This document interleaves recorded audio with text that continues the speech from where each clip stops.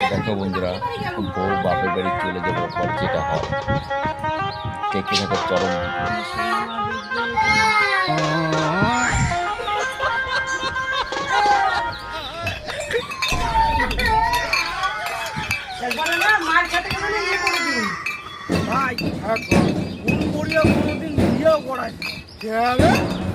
বিয়ে করার পর মদের যে একটা স্বাদ, মদের যে ফ্লেভার,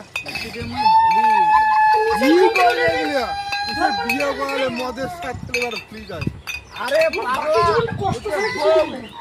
আর অন্য কিছু নয়, ওটা বউ বউ সারা তো মদ না, সারা এপাশে ঢুকিয়ে দিবি।